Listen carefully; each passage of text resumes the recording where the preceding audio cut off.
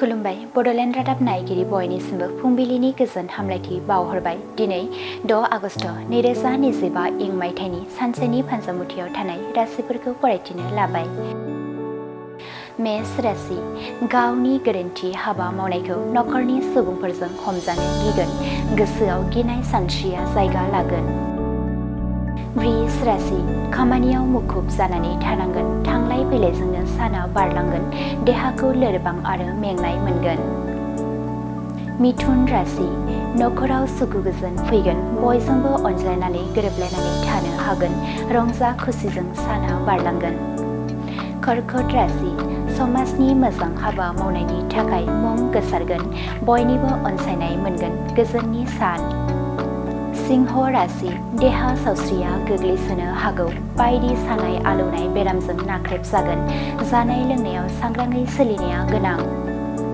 कन्या राशि गिदिर खैफोद जानो हागौ, गोबां दुखु दाहा सहायनांगोन, जेंना गोनां सान। तुला राशि गोथार सान, इसोरखौ सिबियोब्ला गावनि हास्थायनायफोरखौ मोनफुंनो हागोन, साना गाहामैनो बारलांगोन। वृश्चिक राशि गावनि गोसोनि बाथ्राखौ गुबुननि सिगाङाव फोरमायनानै लानो हानाय नङा, गोसोआव दुखु आरो हांमा थागोन, हेंथा गोनां सान। धनु राशि बेराम आजारनिफ्राय रैखा मोनगोन, देहा सावस्रिया साबस्रांगोन, गोग्गो देहा मोनफिननानै गोसोआव गोजोन खुसि मोनगोन। मकर राशि नखरखौ दैदेनलांनायनि गिदिर बिबान मोनगोन, गोसोआव गोजोन मोनगोन, गावनि आंगोफोरजों रंजा खुसियै सानखौ बारहोहरनो हागोन। कुम्भ राशि गोसोआव गोथार आरो गियानि सानस्रिया जायगा लागोन, बयजोंबो गोरोबनानै थानो हागोन, गोजोननि सान।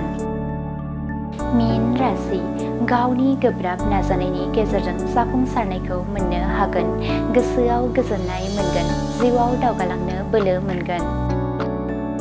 दिनैनि राशि फरायथिनाया एसेनोसै, बेजों लोगोसेनो दिनैनि साना बुहुमनि साफ्रोमबो सुबुंफोरनि थाखाय गाहाम जाथों, बेनि थाखाय बड'लेण्ड रादाब नखरनि जानानै इसोरनि खाथियाव आरज गाबनाय थाबाय। गोजोन्थों।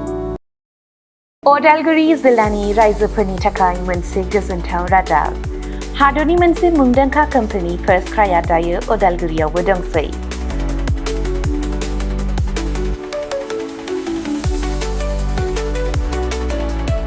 अदालगुरि रामपुर सकनि HP पेट्रल पाम्पनि साखाथियाव फार्स्ट क्राइनि फ्रेन्चाइजिआ 24 जुलाइआव बेखेवजाबाय। बे गलायाव गथ'फोरनि गासिबो बेसादफोरखौ मोननो हागोन। नोंथांनि खुदियानो गोनां जानाय गासिबो रोखोमनि बेसादफोरखौ बे मोनसे जायगायावनो मोननो हागोन। फार्स्ट क्राइआव गथ'फोरनि थाखाय गोबां रोखोमनि दिहुनजानाय बेसादफोर मोनो, जेरै सि जोम, गथ'फोरनि थाखाय दोरोङारि गाननाय, पार्टी वेर, एथनिक वेर आरो फर्मेल वेर, गथ'फोरनि थाखाय सेन्डेल, जुथा, बुट आरो स्निकार्स, सोलोंथायारि फुथुलाफोर, पाजलफोर, बर्ड गेम्स, एक्शन फिगार फुथुलाफोर आरो गोबां। आलादा आलादा बैसोनि थाखाय गोबां रोखोमनि बिजाबफोरनि मोनसे गुवार रेन्जबो दङ। बेबी केयार दिहुनथायफोर जेरै डायपार, फिडिं एक्सेसरिज, स्ट्रलार आरो गोबां।